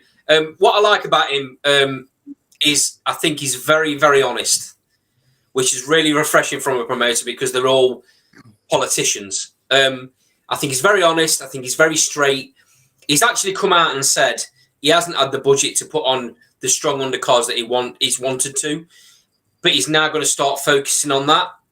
He's got a very good matchmaker working alongside him, who's a local guy we know very well, and that shows because some of the undercard fights, the strong undercard fights, and there's one on this card as well for a vacant English welterweight title. Those cards are getting made by said matchmaker that knows smaller markets very, very well. And I think this is going to work in Sky's favour going down the stretch because these fights are always very, very competitive, always very good fights. That's what boxing fans want to see. They don't want to see one-sided fights. I think it's building. I think Ben Shalom's doing a really, really good job considering. He also, remember, guys, he also had to deal with the nightmare that was Brooke Khan. And a lot of stuff we didn't see going on behind the scenes. We obviously saw Kell Brook having to re-glove in the ring. What we didn't see was Amir Khan had one foot out the door and wasn't going to fight. Literally before the bell went. Because he basically refused to fight Kell Brook with them gloves on. So Ben Shalom was having to deal with all of that in the background and did a very good job to get them both in the ring. So he needs a lot of props for that.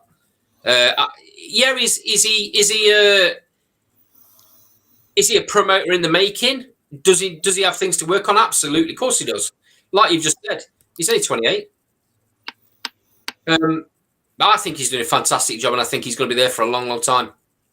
I think he's got with his partnership with Sky. Adam Smith obviously worked with Eddie Earn for 10 years. Adam Smith Eddie Smith will have, his experience will be quite influential on Ben Shalom. He'll have learnt some tricks off of Eddie, which he'll be passing on. I think for boxer, they're going to need their success will be when the likes of Adam Aziz comes through and he's fighting for world titles. That's what they're sort of pinning their hopes on, is like having that. It was like when Sky, the first Sky star was Ricky Hatton. Ricky Hatton never boxed on terrestrial television before. He was their big first success. That's what boxer all need, is like an Adam Aziz or whoever it may be, who they can take from his formative years and push him through to a world title. It's just how patient people want to be. I think, Andy, I agree, mate, in terms of the matchmaking, because not only do boxing fans want to see exciting undercard fights, your casual boxing fans who are tuning in, who are sticking around after football or something like that, that's the sort of stuff that will keep them.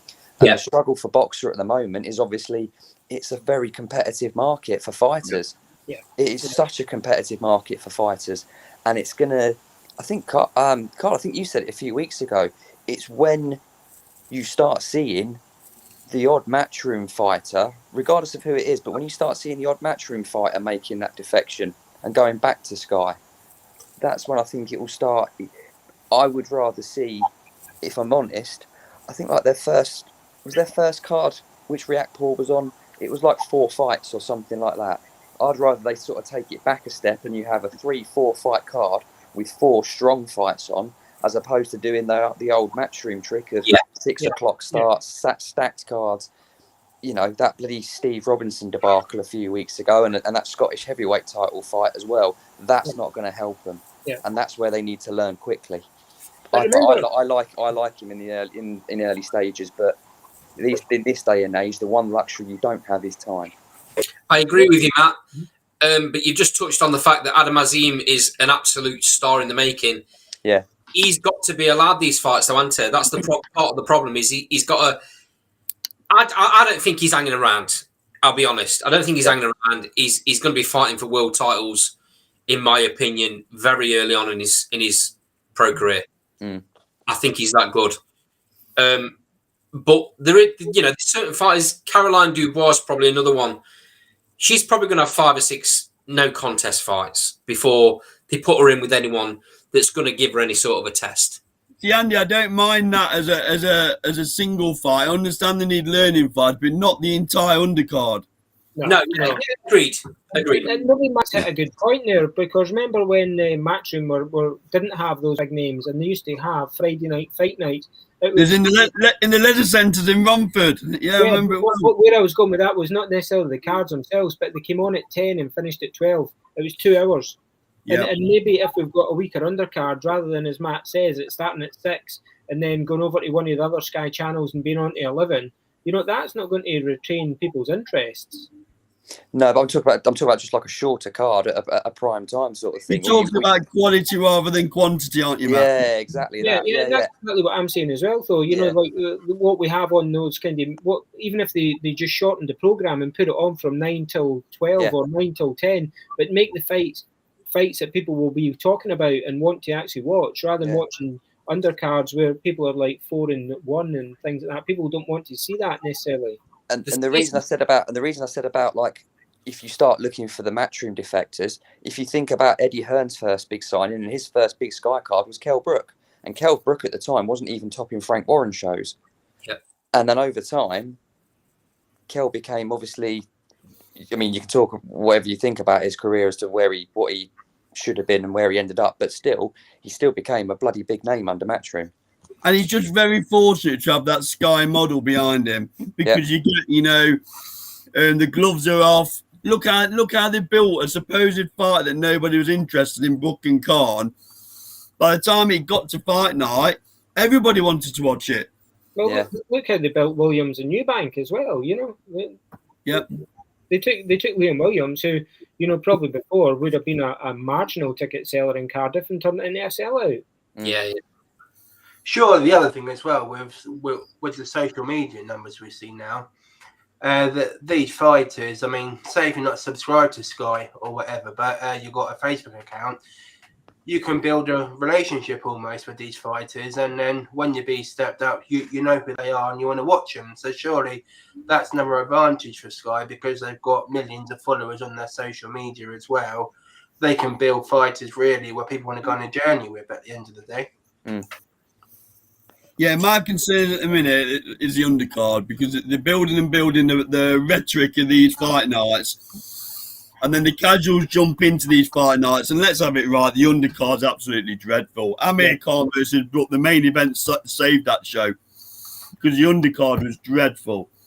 Guys, there's another way to look at it, and Matt touched on this earlier on, and that is the competition to get quality undercard opponents.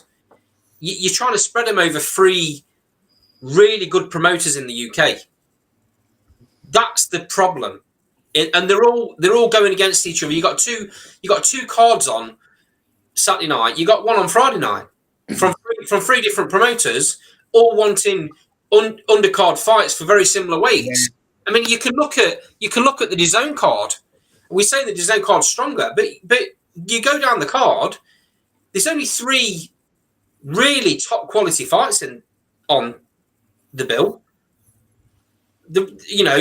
Maybe Dalton Smith you can perhaps put there, and then the others are 1-0, 1-0, 1-0, 5-0. Yeah. Look at that Wasserman show that's been announced on Channel 5. That for me is a stronger card than possibly it's the stronger card than the Sky show for me, the one that's being topped by Josh Taylor. But you look at the fights that's on it, it's more appealing. You've got some names on there straight away. That's probably and that's what I mean about having, a 4-fight card, a 4-fight televised card. 2 of those live, 2 of those recorded, whatever it looks like. But actually, get interview coming next week with Edda Sport at Channel 5. By the way, just a quick plug there. Oh, tidy. But what's going to be interesting as well, and we'll not touch upon it just now, but there's been a number of shows announced. Is it the 21st of May? They're going head to head. So if we start getting head to heads, the fans are going to start voting, aren't they, as to which way we're going to go, which way we think the quality is.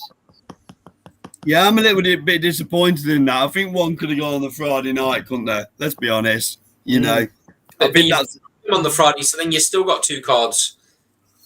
We've seen to have a BT and DAZN card go head to head, that's poor cricket. Well, remember Josh Warrington, Carol Frampton was up head to head pay-per-view against, was it the Silver and White rematch? Silver and White, yeah. That just before Christmas. Yeah. Okay, guys. So I'm conscious of time. Let's quickly run through this card. We touched on Joe Pickford. Caroline Dubois is got a second pro contest. I'm guessing you're all probably going to be of the same opinion as me, and that is that she looked decent in the first fight. She's probably going to look very similar in this second one. Yeah. It's going to be a little bit of time before we get to where we can start kind of debating what level she's going to end up at. So the real one for me and the real star in the making is Adam Azim. He's going in against Connor Marsden, who's still in the infancy himself, 5-1. I think Adam just blitzes through this fight. Very early stoppage for me. Marsden's an okay kid. He's lost to Woodruff, but since he lost to Woodruff in the 3rd round, he's come back, won a Southern Area title. Southern Area titles are still hard to win. So, I think in this one, when you see what Aziz has done these last two performances, he got a points win, was it on his debut, then 2 knockouts. You would expect him to get a knockout. Yeah. Anything else to add on that one, guys? No, I like the way he goes through the gears quite quickly, but we'll see how that happens. We'll see how that goes when he starts fighting sort of like better opponents, obviously. Yeah. But expect him to win pretty handily, convincingly, quickly. Yeah. Okay, next up, we've got Dan Aziz. This is a light heavyweight title. It's a light heavyweight fight. He's in with Matthew Tinker. So Dan Aziz. Sorry? Both unbeaten. Yeah, Dan Aziz is at 15-0. Matthews at 8-0. Dan Aziz has probably got the pedigree in that he's been in with probably a shot, but even so, Isaiah Burton knocked him out recently. So that was his last fight out. Do you think Dan's got anything I mean, it's again, he's another fighter in the light heavyweight division, but they're stacked in the UK at the minute. Do you think he can come up and challenge these other guys in the division? Chris? Yeah, I actually don't think this fight's that bad. We don't know a great deal about Tinker. He's from Scarborough, but is resident in America, isn't he? He's had all these fights in America. So he may well actually be, a bit of a gym rat, or he may be one of these guys who just folds. We really don't know enough about him, but he's got a decent KO record, Tinker. So, I don't think he'll be coming back to the UK necessarily just to lie down. But Aziz 15-0, yeah, you would expect him to win here and move on to that light heavyweight scene that is bustling. Buatsi's there. We've got Callum Johnston. There's fights out there to be made. The light heavyweight scene, isn't there? So, I think this is a good bit of matchmaking. It gives him an 8-0 record on his slate. You'd expect him to knock him out, I think, and he moves on. And another couple of wins, maybe gets into that early 20s, and we can start matching him against some of the fighters that are around. Yard, or you've got Lyndon Arthur. That's the type of guys he needs to be stepped up against. Yep. Okay, moving on. This is the fight I touched on earlier on about matchmaking. So this fight's Lewis Green against Harry Scarf. Is that Scarf? Yeah. 13 and 2's Lewis. Harry's at 10-2. This is for the vacant English welterweight title. This is the sort of fight that I think he's going to work in Sky's favour going forward. This will end up being a war. It'll end up being a real good fight. And let's have it right. Under Eddie Hearn, this wouldn't sniff anywhere near a Sky show, would it? No, because they're not sexy fighters. No. Well, Hearn's used them before, though. Hearn's used Scarf. He fought Fowler, didn't he? And yeah, it'd be much further down the bill, though, wouldn't it? Yeah, because Fowler's not a fan favourite really for me. The problem with Eddie Hearn is it's all about instant what looks instantly great. You don't necessarily think about where these guys have come from and the rhetoric of the small old arenas and how they've built themselves up. These two guys have fought that way up. I know they've been on big shows before, but not as the away fighter. Yeah, not at this level where they're second to main on the card. If it ends up being that they're second to main on the card, it might get jiggled around. But even so, it's going to be on the live show, and it's going to make for a great fight. Probably could be the fight of the night. It's a 50-50 fight because both of them have been stopped before, so there's no clear winner here in terms of there's no A side, no B side. I think they're both kind of similar records, 10-2, 13-2, both being stopped. So they've also got It's a fight for the purists, this one is. Yeah. Absolutely. And like I was saying, this is what I consider really good matchmaking. Having said that, you watch one of them get sparked in the first round. That's a good one for the viewers then. Okay, moving on to the headlining fight, of which I mentioned it earlier on. I think Richard Riakporhe is the best cruiserweight in the UK. Having said that, Dion Jumba is very, very dangerous. Yep. Southpaw fighter, can bang a bit. He's been in and with Samad. They've both got Samad on the records, by the way. Richard Riakporhe, for me though, has got a much better resume. He's fought one time less, but he's got a much better resume. He's got, like I say, he's got Tommy McCarthy on his record. He's got Chris Billum-Smith on his record, and he's stopped Samad in a couple of rounds. It could be because he's been given more of a push, though, Andy, couldn't it? Say that, mate. It could be because he's been given more of a push promotionally than. Yes, no, completely. Dion Jumba's not been pushed one little bit. No. This could be very, very dangerous.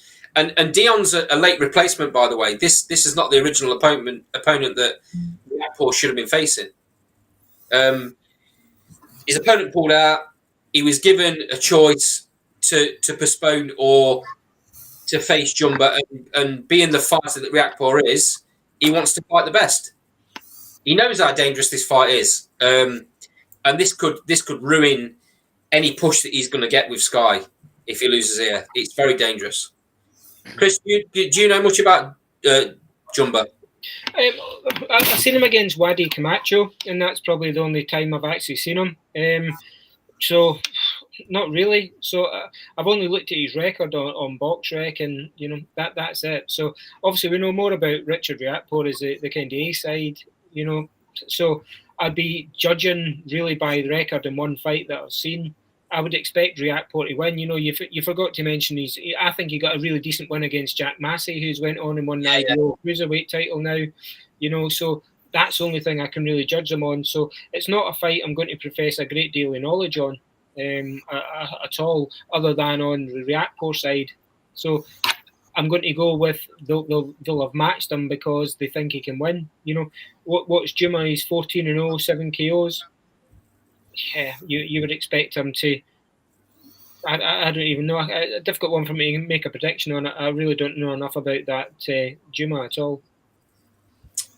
A little prediction in the sidebar from Max Smith. Richard wins by stoppage in the first 4 to 5 rounds for me. He's real quality, Riakporhe into. Matt, why do you think that he's never received the push that other fighters have got? Like I said, he's already beat Chris Billam-Smith, but for some reason, Chris Billam-Smith push. I think because Riakporhe, we spoke earlier on here about like people being able to see the push themselves or sell themselves. Chris Billam-Smith's little unique selling point is the fact that he's a bit of a gentleman and he's a little bit of a it's not him who's the brainiac, that's who is it? But he's I don't think Riakporhe. I noticed he tried to put a little bit of spice or a couple of weird comments in the press conference today. I think he might have been given a little bit of a nudge to sort of do that thing. Right. I think I agree with you. I like what I see when I see Riakporhe fight. I think he's a good fighter, but he's very bland, isn't he? In terms of, nice guy, good fighter. Why don't those guys get the recognition? Not a talker, is he? Say that again, sorry, mate. He's just not a talker, Matt, is he? Can't sell himself. No, and I think that's the only thing. That's the only thing you can put it down to, really. But they've tried to make him a talker. They've tried to get him on TalkSport. He was on Andy Goldstein's show a while back, and they were trying to get him to, get a new nickname and things like that, and get the panel to name him and things. They are really trying to talk him up. He's just. The trouble is, though, Chris, it comes across awkward, doesn't it? If it's not in your demeanour, it comes across awkward and staged. You can't fake it. Well, you know how difficult it is to speak in front of the camera and the stage fright you get. I do, you're right. I know a lot about carrying people. You're right, Chris. Yeah, when I have to carry people, carrying you in Andy, my shoulders are killing. Sorry. From this show, can't really struggles to talk, then it? Yeah, like I said, sometimes you got to fill the gap, haven't you, working with amateurs. But moving back to the box. Sean, do you see Riakporhe moving on? Do you think he's capable of winning world honours? Yeah, I think Riakporhe will come through this fight, but for me, it's a shame that really June is not fighting Billam-Smith. I'm not sure if you guys are aware, but they had 2 decent fights in the amateurs, so this would have been the trilogy. But for me, I think Riakporhe will come through, but I'm rather disappointed that he's not fighting Billam-Smith and it's the McCarthy rematch. Don't you think McCarthy deserves that rematch, though? Possibly, but I don't really rate McCarthy that high. I think him and Riakporhe would have been a decent fight, and I think, as I say, Juma versus Billam-Smith would have been the fight to make for me. I mean, there's always the possibility that if Billam-Smith comes through in the McCarthy fight and Juma upsets Riakporhe, who's to say that they can't fight going down the line? Yeah, that's true. But I guess, with the belts that they've got, they would have mandatories by now, and they would have lost 1 or 2. But I think, I guess that they all want to fight for a world title, but at the end of the day, I don't think any of the proper fighters will be eligible to win one, really. One thing Right. that I'm really interested in, and I'm conscious of time, is I know Ben Shalom's got Clarissa Shields versus Savannah Marshall, so fair play. I'll be interested to know if it's got as much influence and budget to start getting these boxers when they've got an high profile that it's building to. Can he get them the world title shots? Yeah. Big question. Has he got the budget and has he got the influence? Yeah. That's where his relationship with Top Rank probably is going to come in, Carl. I'd argue his budget. That's where we're testing Sky. There's obviously a reason why Earn left, and his opening saying his budget was shrinking every year. So can he deliver? Can he deliver the goods for Riakporhe and get these world title shots? Answers on a postcard. Time will tell. Yeah, I agree with you. Time will tell. You might find Riakporhe might have to become the away fighter until he wins the world title, and then it's in his hands. Sky. We slag the other promoters off for that, don't we? I know we do, but you've just said Riakporhe's not got a profile. He's not a talker. He's got to do. That's Shalom's job to make him have a profile. He's got to do this. He's talking in the ring, then, hasn't he? So if he goes and wins a world title in somebody's backyard, just like Kell Brook did, go win a world. That's the only question mark I've got of Shalom, whether he can get a world title fight over the line. But I mean, time will tell. Time will tell. He's not been in that position. Let's give him the benefit of the doubt and see what he does. But he's got to do something for Riakporhe because he's also got to remember who's managing him, and he's got a relationship with Maxie from the past, isn't he? Because Riakporhe's a Dillian White managed fighter. Yeah. So I'm just concerned, Chris. My concern is with the likes of Riakporhe, Boxer will do a good job in elevating his profile, and then Dillian White will say, well, why wouldn't you come to the zone and earn that much? That's my concern. Can Shalom take him to that next level? That's where the joy's at for me. But the fighters that Boxer have signed before, they've kind of announced long-term contracts. Now, I don't know what that means and how many fights it covers, but the ones... And what they're earning.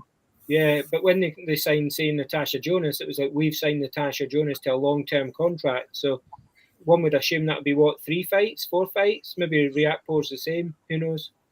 I don't know if you boys agree with me, but the way I see it, really, is Ben Shalom's just sort of a puppet master from Adam Smith, really. I don't know if you guys agree. Matt should be taking that one. Matt knows Adam Smith a little bit, don't you? Yeah, I did a bit of time at Sky Sports Boxing. Adam Smith was a reporter commentator then. He wasn't in the position that he's in now. I see your point, Sean. Yeah, it's something that I've thought a little bit. It's entirely possible. I'll be honest. I agree, Matt. I'll be honest, Sean. Adam Smith has become a little bit more influential in the boxing deal, hasn't he? A lot more vocal than he was during Matchroom days, for me. But with Matchroom, Adam Smith was promoted to the head of boxing when Matchroom were there, and they had a product there which was probably easier to put on because of Eddie Hearn. Now he's got to stand up and actually make it count. He's not done so far. I personally think they're all pulling together. I think you'll find Ben Shalom will come into his own when things settle down. You've got to appreciate they're still a growing brand. They're still getting fighters in.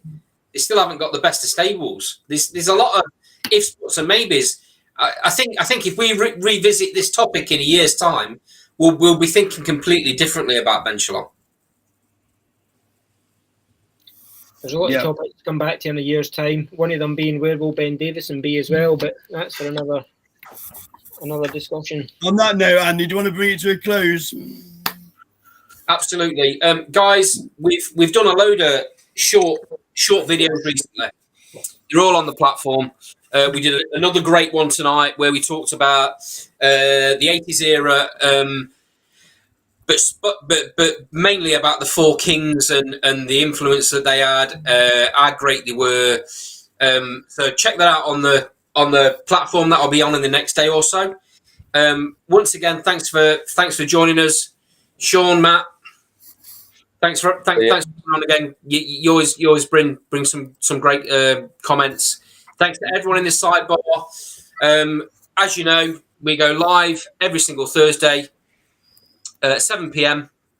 We have a lot of stuff on the platform at the minute. Like I've just said, short interviews, short videos about all different things. Check them all out. We'll see you next weekend.